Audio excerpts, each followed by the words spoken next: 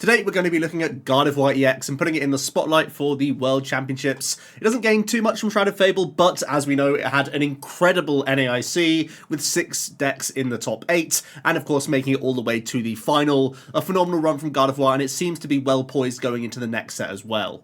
Let's start off with the general strategy of the Gardevoir archetype, and it revolves entirely around the Gardevoir EX's Psychic Embrace ability, where as often as you like, you can attach Psychic Energy from your discard pile to your Psychic Pokemon, but you have to put 2 counters on for each you attach. So we're going to be not only manipulating our energy attack costs, but also the damage counters on our own Pokemon, because there are some great payoff cards that deal more damage for each counter on these Pokemon. So cards like Screamtail and Drifloon really benefit from having damage heavily on them, even with some hit point buffing tools to really push their own damage output. But also we have the Adrenabrain from Munkidori, which can also capitalize on your own damaged Pokemon, because when Munkidori has that dark energy attached to it, you can remove 3 counters from one of your own Pokemon, and you're constantly going to be self-damaging with Psychic Embrace here, and put those 3 counters on one of your opponent's Pokemon. This is going to be really nice for setting up KOs on higher hit point Pokemon, but also potentially could help deal with some low hit point Pokemon as well, especially if you have 2 Munkidori in play. That's when this deck really starts getting crazy. Gardevoir EX is a tanky Pokemon in its own right, especially when you can use the Munkidori to heal damage off the Gardevoir once you Psychic Embrace some energy onto it, and that Miracle Force 190 damage isn't too great, but when you're also putting in the Adrenabrain math, you can really do a lot of nice setup plays here with Gardevoir, and with Munkidori especially, you can take mid-turn KOs via these abilities and then have lots of control over the opponent's board. So it's a very intricate, interesting archetype with a toolbox of basic attacking single prize Pokemon, and Munkidori kind of at the helm trying to fix the math throughout the game. The way we get into the game very often is in thanks to the Arven engine, where we're going to try and use that technical machine evolution in the opening stages, because we have a phenomenal stage 1 in Kirlia here.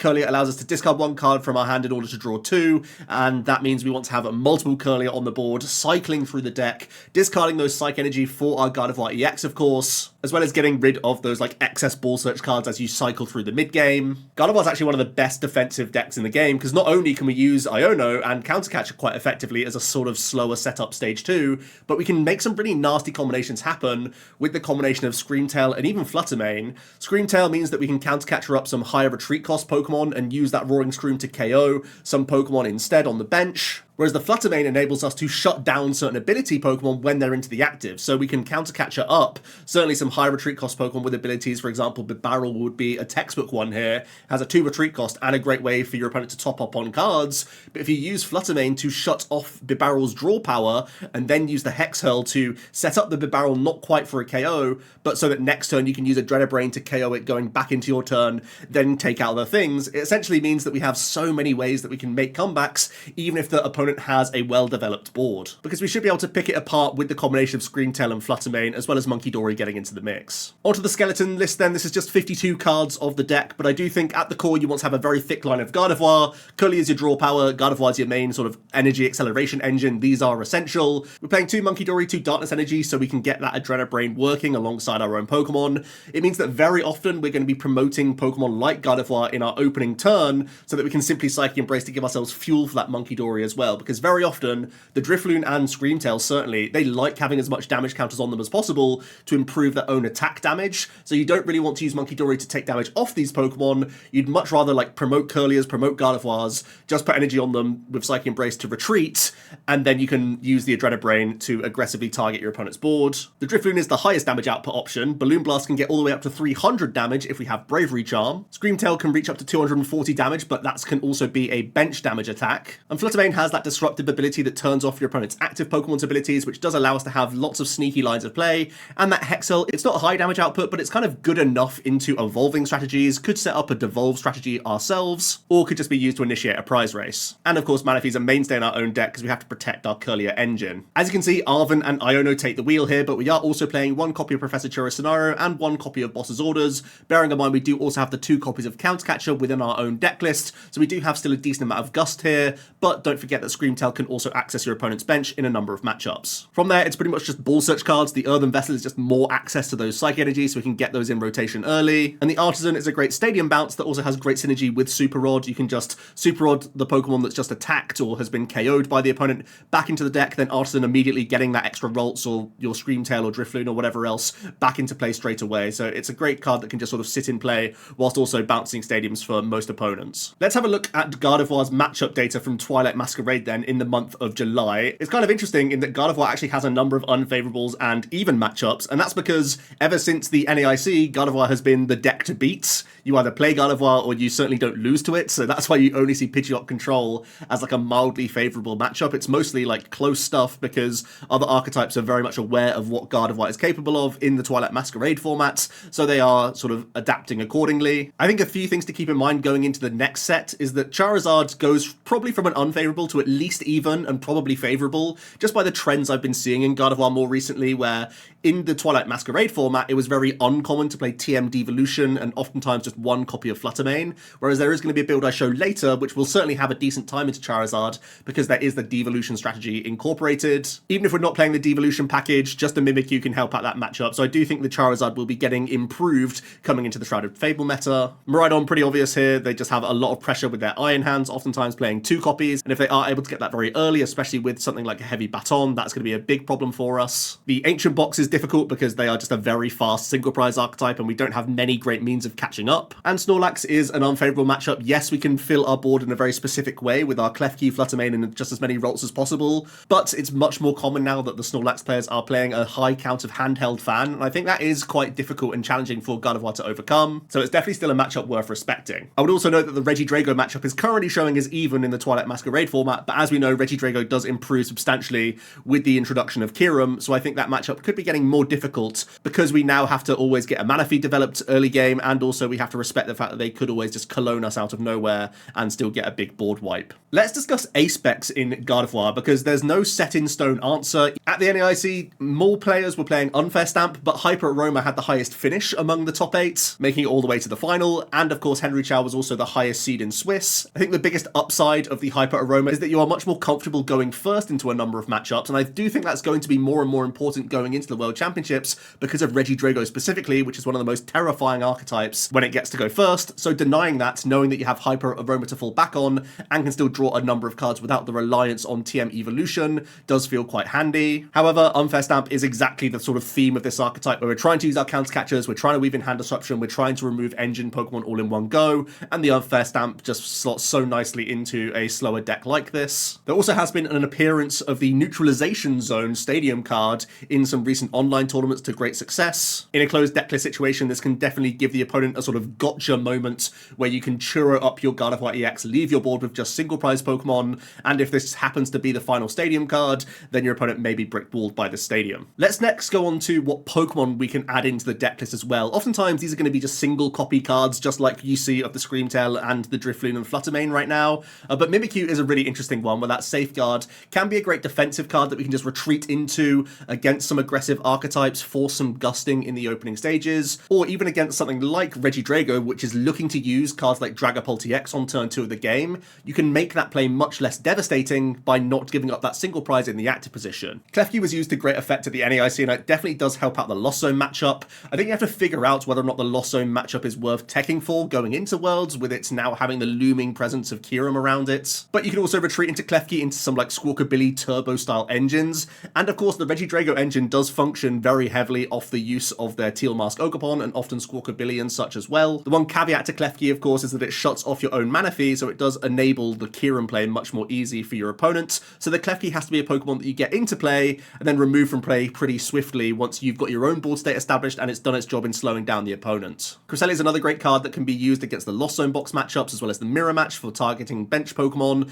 and it even can be used against things like Charizard when the opponent's even respecting Screamtail by putting Manaphy into play. You can still find your way of KOing things like Lone Pidgey with a Moonglow Reverse. Then we have a few interesting sort of bench-sitting Pokemon. The Radiant Greninja just gives us extra discard synergy for our energy cards and extra cycle into the deck. This is really nice in matchups that are trying to target down your Curliers aggressively so you don't lose out on too much draw power. The Tatsugiri is a poffinable target which you can retreat into to use that attract customer's ability. The one thing worth noting is that oftentimes we're looking to use a TM evolution anyway, play, so having to attach retreat to get into this Tatsugiri means you immediately turn off your use of TM evolution. And bear in mind that we also use Monkey Dory for our turn attachment a decent amount of the time, so it's not always the easiest to weave in the Tatsugiri, but it can be a great way to give you a bit more security when you are spamming these Ionos in the late game. And then finally, Spiritom's an interesting one. It's certainly been in Gardevoirs of the past. Turning off Rotom V is very handy against Charizard matchups and Snorlax and other controlling decks, and you also gain that upside into the Lugia matchup as well, where you deny that early use of Lumineon V to get them in the game. Because we're playing the Arven package, it's natural to think about more tool cards that could come into the deck list.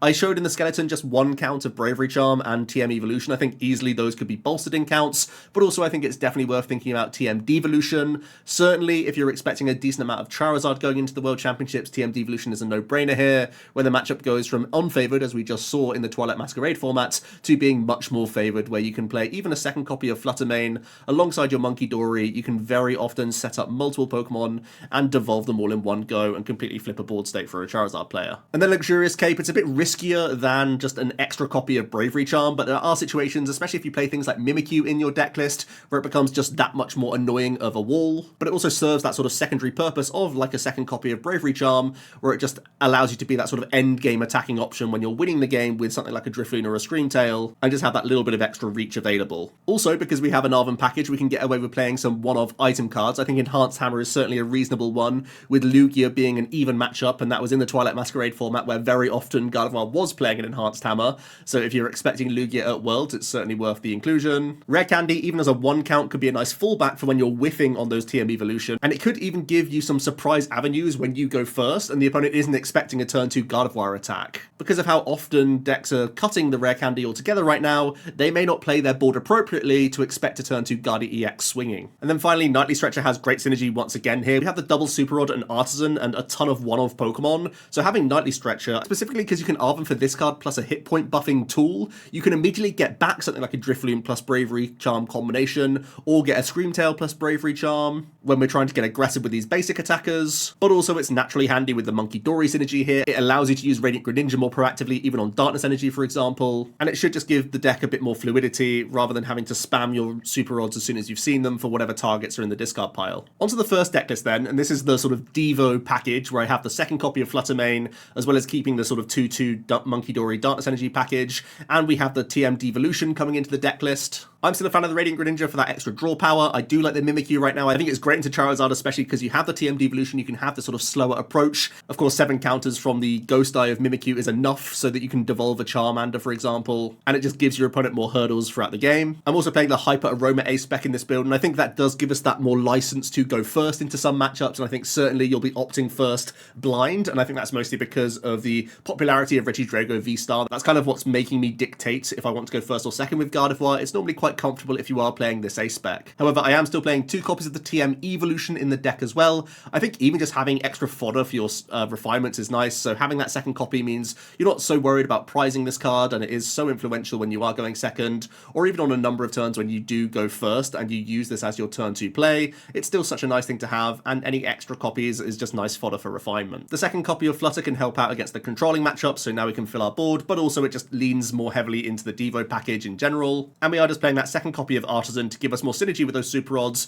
to reload these basic attackers. The other build I have is a lot closer to the NAIC builds, where you don't play the TM Devolution, you don't really respect the Charizard quite as much, although you do still have some avenues of play here, where you do still have the Mimikyu in the deck list. There is 2 copies of Bravery Charm, so you can be aggressive with Drifloon. Of course, Balloon Blast gets to 300, you can use Monkey Dory to still get to 330, we can try and countercatch Bravery Charm, Drifloon, KO their Pidgeot, for example. I'm also opting for Unfair Stamp in this instance because I want to disrupt my opponent out of the likes of Lost Vacuum and Jamming Tower that little bit more than caring about my own setup from a Hyper Aroma. I've also snuck in the Night Stretcher in this list. This is kind of the floating spot right now. I'm not sure if it's just better or worse as a physical like energy card, even just an 8 Psych Energy. It gives you a bit of extra percentage of TM Evolution. It's just a nice card to cycle with Radiant Greninja that little bit more throughout the game. And having an extra basic energy in your deck is actually quite good against the Snorlax matchup, where they're usually using handheld fans to sort of keep pace. But then I'm also thinking about just playing like a 4th copy of Ino. Maybe that then opens up the option to have Hyper Aroma instead in the deck list. A second copy of Professor Churro is also something I'm definitely considering. Or again, cutting the stretcher and making that space for another tech Pokemon. The reason why I think it might be a decent idea to go back to double Bravery Charm is that there are looking to be a number of the V-Star matchups like Regidrago and Lugia, and I think that's where Screamtail and Drifloon really shine as attackers, rather than leaning towards the TM Devolution, which is only the Charizard matchup that's really going to be too handy. I think one of the critical things here actually is Fezandipity EX going into a number of archetypes, making Screamtail that much more vital to have a Bravery Charm on it, because a lot of the time we are trying to spam our hand disruptors, and Screamtail getting rid of Fez on the same turn just becomes that much more vital, and weaving in that Drifloon to insta-KO Regidrago so that your opponent has to constantly rebuild seems like a really important factor to me as well. Speaking of which, let's get on to those matchups. Now, this was an even matchup in the previous meta, but it does seem to be getting more difficult with the cancelling Clone Kyurem and Hawlucha being a mainstay now within the Regidrago deck. The Klefki is an interesting one. If you go first and can just jam it against the Regidrago, it really can stunt their progression and draw power, but like I said, it's not something you want to stick on the board the entire game, so playing 2 copies of Churro or having a Collapse Stadium is reasonable within Gardevoir so you can remove it against this matchup. I think probably the safer card would be the Mimikyu tech that I have in both my deck lists. Trying to make that Phantom Dive a little bit less devastating. If you've shoved Mimikyu in the opening stages, force them to find that Prime Catcher in addition to every other combo piece, and simply not submit so many prizes in those opening turns. From there, Screamtail's a busted card. It's very good at dealing with Squawkabilly EX, of course, and with those Bravery Charms that very good at dealing with Fezandipity EX, and of course we know Drifloon can get those KOs. The other thing to scout as well is whether or not your opponent is playing Raging Bolt EX or Giratina V-Star. If it's the latter, you can actually tank with Gardevoir EX in a number of instances, provided you get a turn attachment in on your Gardevoir, as well as Monkey Dory heal the 3 counters from yourself. You can get Miracle Forces into Regidragos and set them up, or you can make counter catch plays into their Ogerpon, deal 190 and Monkey Dory to finish them off as well. Overall, I wouldn't say this is a comfortable matchup by any means, because you really need to have a decent opener against Drago to protect your board, but I do think Gardevoir has the tools to slow down a Drago in different ways, and bounce back with some powerful single prize attacking options. Onto the Lugia matchup, they do have some scary attackers of course, Iron Hands being able to take 2 prizes as early as turn 2, and Chinchino which can reach on our Gardevoir EX, and of course they have the Gift Energy which can get around our Ionos and Unfair Stamps, and that Legacy Energy of course which is the enabler for Iron Hands, not only so it can attack, but also because they're giving up 1 less prize card. You'll notice I was playing E-Hammer in both the lists that I showed, and that's because without the tech card, this matchup is pretty atrocious. But with this tech inclusion at your disposal, you can do some really interesting things. You can actually leave the Iron Hands in the active, make the opponent sort of retreat out of it. Of course, Screamtail is going to be your best friend here at dealing with Archeops as soon as they hit the board. Fluttermane can be a decent shove if the opponent started a Lugia V, of course. Really, this matchup is more about how the Lugia's drawing, to be honest with you. It's not a great thing to say, but that is the nature of the beast of Lugia. Sometimes it can be bearing down on you very, very quickly, but if it's turn 2 and it's only taking a single prize KO, that's when you're feeling pretty confident as Gardevoir. Because we have so many catch-up cards at our disposal, knowing that in certain board states we can swing with Gardevoir, knowing that we're tanking and only having single prizes on our bench, that's where we can really make our catch-up. The Charizard matchup then, we are once again more often than not going to be on the back foot against them in terms of a prize race, but that's where we are comfortable as Gardevoir, to be honest with you. I think this matchup is very, very favoured if you're playing the double Fluttermane, double Monkey, and Devo strategy, where it really comes down to you knowing what Pokemon to sort of pick apart in one turn, and do have some respect for the fact that they can cheer up some Pokemon, they have Collapse Stadium, and of course Charmeleon can't be devolved, so knowing when to cash in on your Devo rather than waiting for even more value is the thing that you have to bear in mind here. But I do think with Mimikyu, especially making it into the deck list, even though they do have Dust Noir that can KO it, this matchup is pretty solid for you if you play the Devo stuff. I think it does get more sketchy if you're not playing the TM Devolution package, where you do have to lean more heavily into Drifloon and Bravery Charm. However, because these Charizard decks are having to fit in the Dust Noir package, it's much more common that they won't be playing Jamming Tower as a stadium card. It's much more often that they'll be cutting Lost Vacuum, and that's going to make things a lot easier for you as well. So I actually think the Charizard matchup in both builds is actually pretty reasonable right now. Raging Bolt, of course, is one of these pace-setting archetypes that's sort of just going to keep you honest the entire game. You definitely want to be aware of the option of Professor Churro to deny a 2-prize Pokemon for them during the game. And you also want to be aware of the fact that they can certainly play Switch Cart and Bravery Charm if you're trying to set up cute math with your Monkey Dory. However, if you're playing the double Bravery Charm build, you shouldn't have too much trouble finding KOs with the combination of Screamtail and Drifloon. So I think this one is actually pretty positive. With Handheld Fan really increasing in counts in the recent builds of Snorlax, I think this matchup is still pretty awkward. Because of accompanying Flute and Erica's Invitation, it's very wise for you to fill your board as quickly as possible with as many Ralts as possible because they all have teleportation burst as an attacking option. And you also want to put your Fluttermane and Klefki on the board if you can. That's why it's very common for you to see one of each of them in the deck list or two Fluttermane. Keeping track of your boss and Churro is of course going to be really important here. And if this is a matchup that you're really struggling with, once again, I think the Spiritomb could be a decent tech inclusion. Next up, the Lost Zone box matchup. This is certainly where you're going to prioritize getting Fluttermane or Klefki into the active position to deny your opponent's abilities. And it's going to be another matchup where you want to develop the Manaphy, of course. You do have to be concerned about Iron Hands in the opening stages as well as Sableye in the late game. And with Cresselia recently being cut from the list, I do think this matchup is getting weaker. I think really you're hoping that the matchup is just less popular in the room because of Regidrago. However, if you do want to respect the Lost Zone box, I think Crest can easily make it back into the 60 as well. Dragapult also definitely a tough matchup if you're not playing the Devo package, but once again, similar to Charizard, I think this is okay if you are playing it. You really want to try and get double Monkey developed to deny as much Phantom Dive damage as possible, and that naturally just leans into your own Devo strategy anyway, so it should be plain sailing to be honest with you. Especially when you have Enhanced Hammer in the deck list to get rid of Neo Upper from the opponent. I think things only really spiral out of control if your opponent has that insane turn where they get the turn 2 attack with Phantom Dive, combining it with Hawlucha and Dusclops. That's when your board is going to start perishing, but barring that incredible swing turn, I think you should be pretty reasonable in the matchup as simply just the more consistent of the two. The Chien-Pao matchup's another scary one where they have many avenues towards 2 prize turns on as early as turn 2. They're going to force a Manaphy onto your board and they will be swinging with Iron Hands pretty aggressively. It's going to be down to you to combine some like Fluttermane plus counter catch plays onto their Bibarel, or counter catchering up the backs and taking out the Bibarel with Screamtail, and combining that with Ionos and Unfair Stamps when possible. I think the first thing you always try and target is the engine, knowing that with much less of a draw engine at their disposal, you should be able to find avenues where you can tank with your Gardevoir into their Iron Hands and try and make some Monkey Dory shenanigans happen there. And once again, if you are playing the Devo package, you can find ways to board wipe the Frigibax and Baxcalibur on the same turn. Another matchup where we have to face Iron Hands, unfortunately, is the Miraidon matchup, and they are very often playing Heavy Baton as well. I think it's pretty much imperative that you don't trigger the Heavy Baton, either by pushing Iron Hands to the bench and KOing it with a Bravery Charm Screamtail, or by getting creative with some like Monkey Dory math after attacking into it with a Gardevoir EX over a couple of turns. Stuff like that is going to be really important so they can't chain amp you very much, otherwise you're going to have a pretty bad time here. I think this matchup is actually getting worse for you because not only will they have the threat of Iron Hands, but it's very likely they'll also have Pheasantipity EX in the deck as well, so I think this matchup is just getting more and more negative, to be honest with you. But I guess the hope is that there's enough Charizard and Raging Bolt to put some players off Miraidon. On to the closing thoughts then. Gardevoir was absolutely insane at the NAIC. There were some very high level players piloting it to some great finishes, and across the board it seemed to be the correct play for the tournament. And to be honest with you, with so much up in the air right now, with the threat of Regidrago, with the threat of Charizard with Dustoir, and the threat of controlling archetypes around right now, I don't actually see many people heavily teching against Gardevoir. I actually see more often than not things like Lost Vacuum are getting cut from deck lists to make space for these other matchups. So even though Gardevoir is one of the best decks in the room, I don't necessarily think there will be many decks that can afford to tech against it too aggressively. And that's a pretty nice feeling going into the World Championships, knowing that you're not being hard targeted by many archetypes. Like I said, one sort of negative note is that Pheasantipity EX does sort of punish the fact that we are just Iono spamming the opponents, and that's actually kind of why I like the double Bravery Charm once again in the deck. I know TM Devolution has been the sort of wave right now, but I think that there's simply not going to be enough Charizard. I certainly don't think it's going to be over 15% at the World Championships by the way the online data's going right now. So I'd much rather the more flexible card in a second copy of Bravery Charm, so I can deal with some of these more aggressive archetypes and V-Star matchups instead, knowing that I can deal with Pheasantipity EX so much cleaner with Screamtail with the second charm in the list. The final thing to note, of course, is the world structure itself, where we are likely going to have 8 rounds and ties are just disgusting for you. And as we know, Gardevoir has one of the longest, most drawn-out strategies in the game right now, simply by the number of actions you have to take, with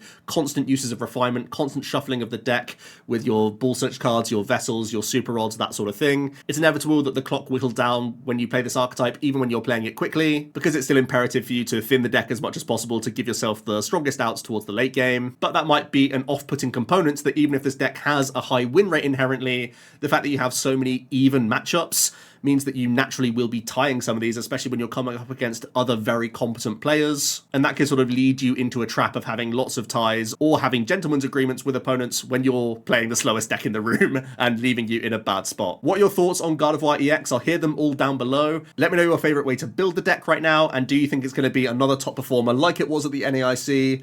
Thanks so much for watching, and I'll see you tomorrow for another video. Cheers.